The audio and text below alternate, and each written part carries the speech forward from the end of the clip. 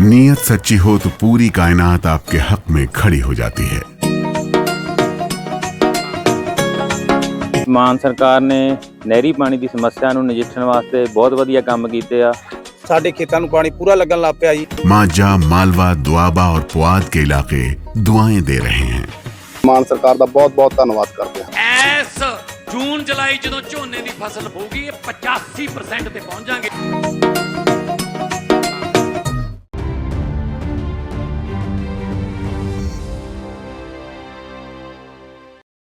नमस्कार, world news में आज अमेरिका और ईरान में एक बार फिर ठन गई है। दोनों देशों ने एक दूसरे पर ताबड़तोड़ हमले शुरू कर दिए हैं, जिससे पूरे खाड़ी क्षेत्र में तबाही का मंजर दिखाई दे रहा है।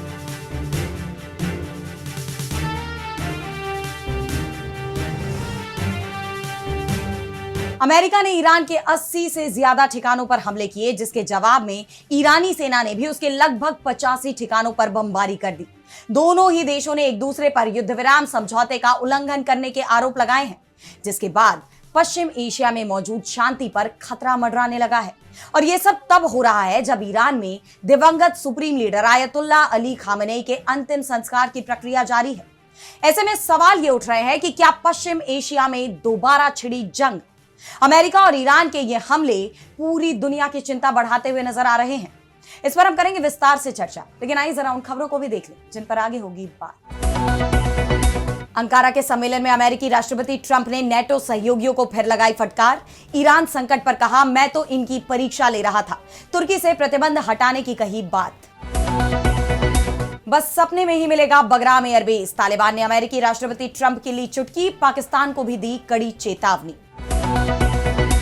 संयुक्त राष्ट्र सुरक्षा परिषद के अस्थायी सीट के लिए दिलचस्प जंग।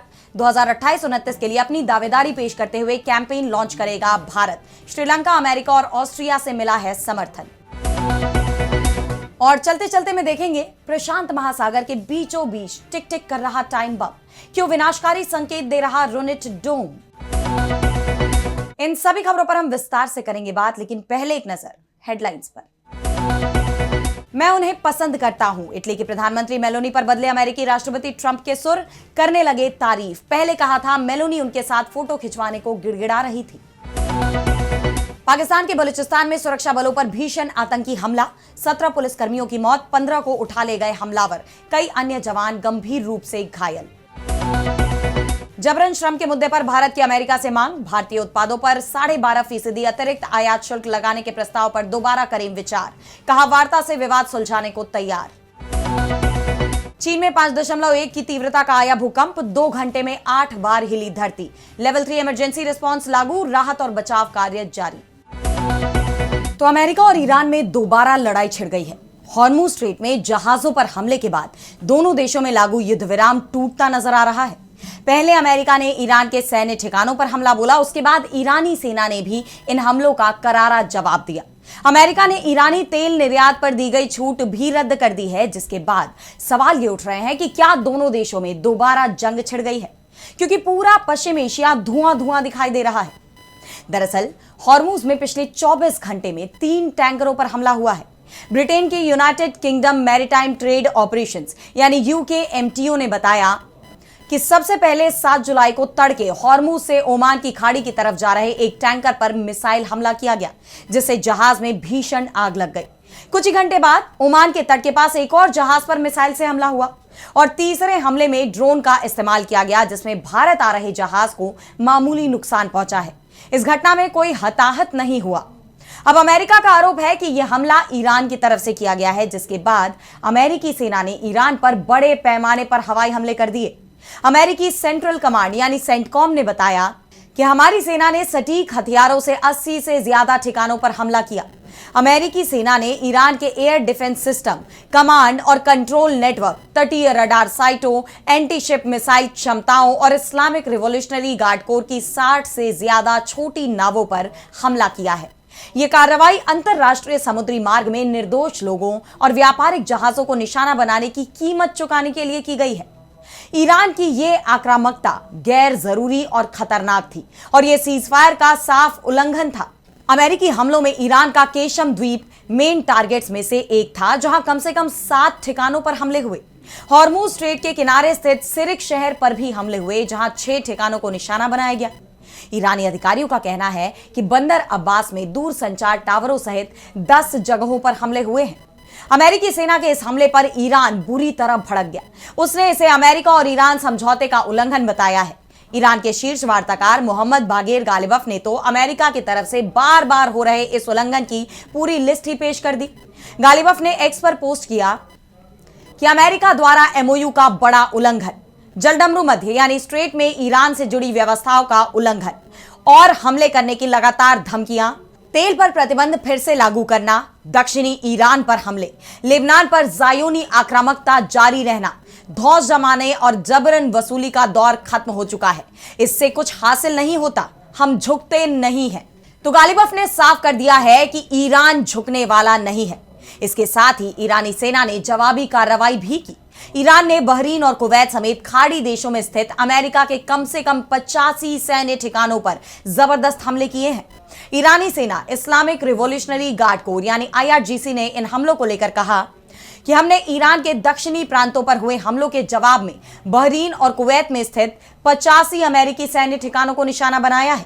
हमने देश के दक्षिणी हिस्से में अमेरिका के MQ-9 ड्रोन को मार गिराया। बहरीन में अमेरिकी 5th फ्लीट बेस शेख ईसा एयरबेस पर अमेरिकी सेना पर ड्रोन हमला किया। कुवैत में अली अल सलेम एयरबेस को भी निशाना बनाया गया है। अमेरिका के साथ युद्ध विराम का बार बार और खुलेआम उल्लंघन करने के नतीजे आपराधिक है और इस क्षेत्र में सभी अमेरिकी ठिकाने सैन्य ड्रोन के वैध लक्ष्य होंगे। दोनों देशों की तरफ से जारी इन हमलों ने क्षेत्र में मौजूद शांति को गंभीर खतरे में डाल दिया है। अगर यह सिलसिला नहीं रुका तो अमेरिका और ईरान में खतरनाक जंग छिड़ने से कोई नहीं रोक पाएगा।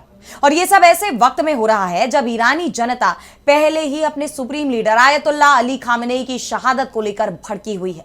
दिवंगत सुप्रीम लीडर के अंतिम संस्कार के लिए बड़ी संख्या में लोगों का हुजूम उमड़ा हुआ है।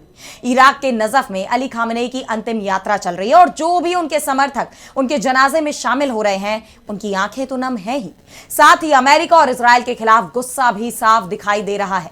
वो बार बार बदले की मांग कर रहे हैं। ऐसे में अमेरिका और ईरान के बीच दोबारा जंग क्षेत्र में लागू शांति के लिए बड़े खतरे के रूप में देखी जा रही है। बहरहाल दोनों देशों में शुरू हुआ ये नया संघर्ष कहां जाकर थमता है, ये देखना होगा।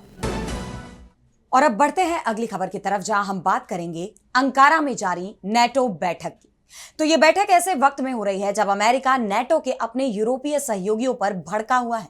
खासतौर पर ईरान जंग के दौरान जिस तरह नेटो देशों ने अमेरिका का साथ देने से इनकार कर दिया, तब से ही वो अमेरिकी राष्ट्रपति डोनाल्ड ट्रंप के निशाने पर बने हुए हैं। इस बैठक में भी नेटो में पड़ी ये दरार साफ दिखाई दी। शिखर सम्मेलन के पहले ही दिन ट्रंप ने नेटो से अपनी निराशा जताई। ईरान संकट को लेकर उन्होंने कहा कि इस पूरे घटनाक्रम के दौरान मैं सहयोगी देशों की परीक्षा ले रहा था कि संकट की घड़ी में कौन अमेरिका के साथ खड़ा होता है। हमें किसी सैन्य मदद की जरूरत नहीं थी, लेकिन मैं ये देखना चाहता था कि अमेरिका के सहयोगी कितने भरोसेमंद हैं। अमेरिका लंबे समय से अपने सहयोगियों की सुरक्षा में बड़ी भूमिका निभाता रहा है, लेकिन अब यह सवाल उठता है कि जरूरत पड़ने पर क्या वही देश अमेरिका के लिए भी खड़े होंगे। लेकिन नेटो के कई देशों ने जिस तरह का रुख अपनाया उससे मैं बेहद निराश हूं। इटली ने हमें मना कर दिया, जर्मनी ने हमें मना कर दिया, फ्रांस ने भी हमें मना कर दिया। जब वे हमारे लिए मौजूद ही नहीं है तो हम उन पर सैकड़ों अरब डॉलर क्यों खर्च कर रहे हैं। उन्होंने यह भी कहा कि अगर यह शिखर सम्मेलन तुर्की में आयोजित नहीं होता, जहां मेरे मित्र एक बहुत मजबूत नेता, एक बहुत मजबूत व्यक्ति हैं, तो मुमकिन है कि मैं इसमें शामिल ही नहीं होता। उनके बयानों ने नेटो में जारी खींचतान पर एक बार फिर मुहर लगा दी है। और वो यही नहीं रुके, ट्रंप ने यह भी कहा कि नेटो सदस्य डेनमार्क का अर्ध स्वायत्त क्षेत्र ग्रीनलैंड अमेरिका के नियंत्रण में होना चाहिए, जिस पर डेनमार्क के प्रधानमंत्री मेटे फ्रेडरिक्सन ने कहा कि उन्हें उम्मीद है कि सहयोगी देश डैनिश साम्राज्य की संप्रभुता का सम्मान करेंगे और ये स्वीकार करेंगे कि ग्रीनलैंड बिक्री के लिए नहीं है। यानी ग्रीनलैंड को लेकर टकराव साफ तौर पर दिखाई दिया। बताया जा रहा है कि बैठक में ट्रंप प्रशासन ने यूरोपियों पर रक्षा खर्च बढ़ाने और यूरोप की पारंपरिक रक्षा की प्राथमिक जिम्मेदारी लेने के लिए दबाव डाला। अमेरिका ने यूरोप से सैनिकों की वापसी की घोषणा भी की। नेटो की रक्षा योजनाओं के लिए आवंटित बलों में कटौती की है। वहीं यूरोपीय नेताओं का कहना है कि वे महाद्वीप की सुरक्षा के लिए ज्यादा जिम्मेदारी लेने के लिए काम कर रहे हैं, लेकिन वे एक अनुमानित और व्यवस्थित बदलाव चाहते हैं ताकि उनकी रक्षा व्यवस्था में कोई कमी ना रहे जिसका फायदा रूस उठा सके। इस बैठक में अमेरिका और यूरोप के बीच की दूरियां साफ दिखाई दी। हालांकि तुर्की को लेकर जरूर ट्रंप का रुख नरम दिखाई दिया। रूस से S-400 खरीदने पर जिस तुर्की को अमेरिका ने F-35 कार्यक्रम से बाहर कर दिया था, अब उसी देश के साथ रिश्ते सुधारने की तैयारी दिख रही है। इजरायल की मांग को दरकिनार करते हुए ट्रंप ने तुर्की से प्रतिबंध हटाने और F-35 फाइटर जेट बेचने पर विचार करने की बात कही है। अगर ऐसा होता है तो इसका असर नेटो और पश्चिम एशिया की राजनीति पर भी पड़ सकता है। फिलहाल बैठक का घोषणा पत्र जारी नहीं हुआ है, लेकिन इस बैठक से वैश्विक व्यवस्था में एक बड़े बदलाव के संकेत मिलते नजर आ रहे हैं। और अब अगली खबर में बात करेंगे अमेरिका और पाकिस्तान को तालिबान की चेतावनी की। तो पाकिस्तान और तालिबान के बीच बीते काफी वक्त से तनाव बना हुआ है। इस बीच अफगानिस्तान की तालिबान सरकार ने पाकिस्तान और अमेरिका को 2 टूक चेतावनी दी है, जिससे यह तनाव और ज्यादा बढ़ता दिखाई दे रहा है। अफगानिस्तान की संप्रभुता में खलल डालने की कोशिशों को लेकर यह चेतावनी दी गई है। और इतना ही नहीं, तालिबान के एक सीनियर मंत्री ने अमेरिकी राष्ट्रपति डोनाल्ड ट्रंप का मजाक तक उड़ाया है।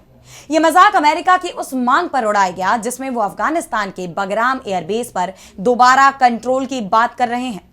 तालिबान के सूचना एवं संस्कृति मंत्री मुहाजिर फराही ने कहा कि अमेरिका के लिए बगराम एयरबेस वापस पाना अब सिर्फ एक सपना है। डोनाल्ड ट्रंप बगराम एयरबेस केवल अपने सपनों में ही हासिल कर सकते हैं।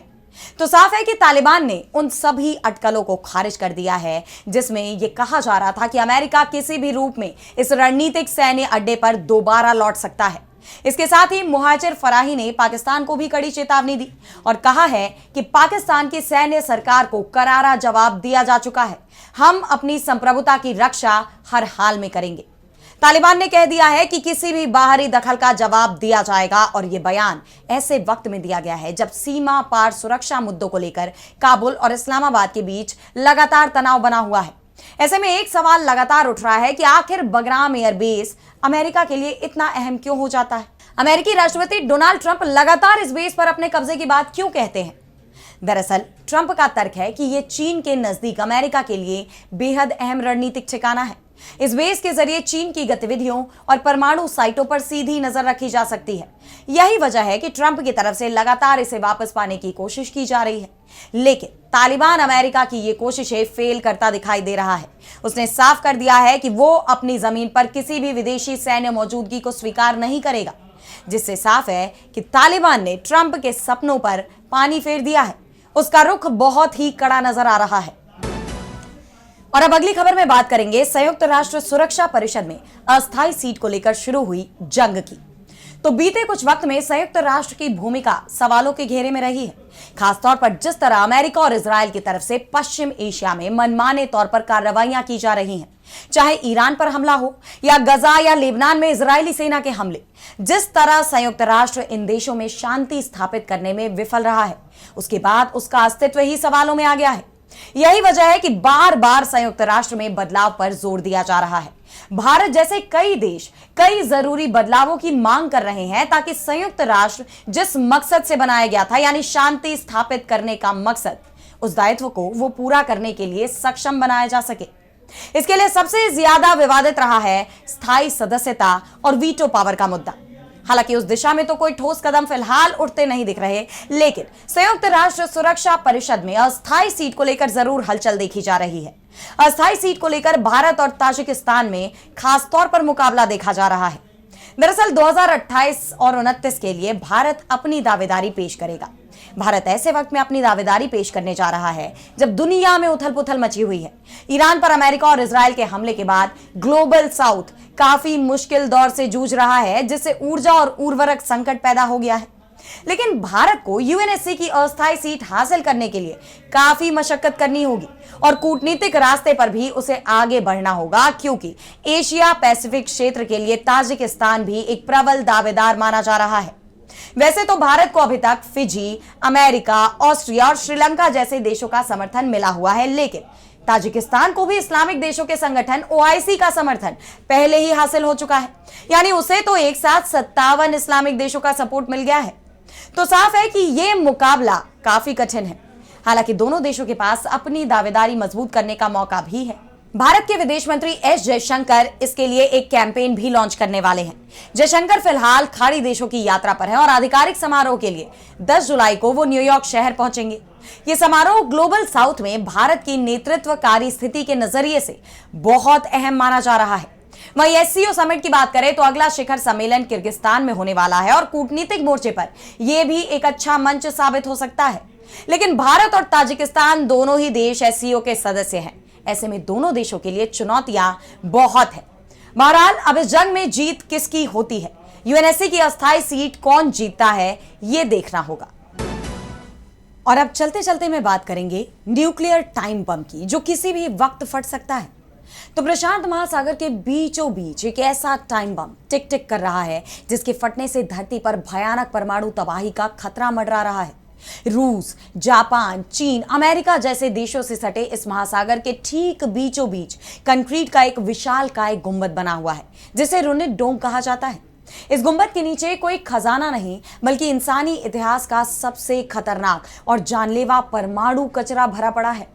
और सबसे डरावनी बात तो यह है कि दशकों पुराना ये कंक्रीट का ढांचा अब जगह जगह से दरकने लगा है, उसमें दरारें पड़ने लगी हैं, जिससे जहरीला रेडियो एक्टिव कचरा समुद्र के पानी में लीक होना शुरू हो गया है। और अगर ये फटा तो दुनिया में ऐसी भयानक तबाही आएगी जिससे उभरने के लिए महीनों, सालों नहीं बल्कि कई दशक तक लग सकते हैं। अब आपके मन में यह सवाल जरूर आया होगा कि आखिर कोई बम पानी के ठीक बीचों बीच कैसे पहुंचा। तो इसके पीछे अमेरिका का हाथ बताया जा रहा है। खूबसूरत दिखने वाले नीले समंदर के नीचे अमेरिका का वो काला इतिहास छिपा है जिसने एक हंसते खेलते द्वीप को हमेशा हमेशा के लिए शमशान बना दिया। साल 1946 से 1958 के बीच अमेरिका ने मार्शल आइलैंड्स पर एक या दो नहीं बल्कि पूरे 67 परमाणु बमों के परीक्षण किए थे। इनमें से कई परमाणु बम तो हिरोशिमा पर गिराए गए बम से भी सैकड़ों गुना ज्यादा ताकतवर और विनाशकारी थे।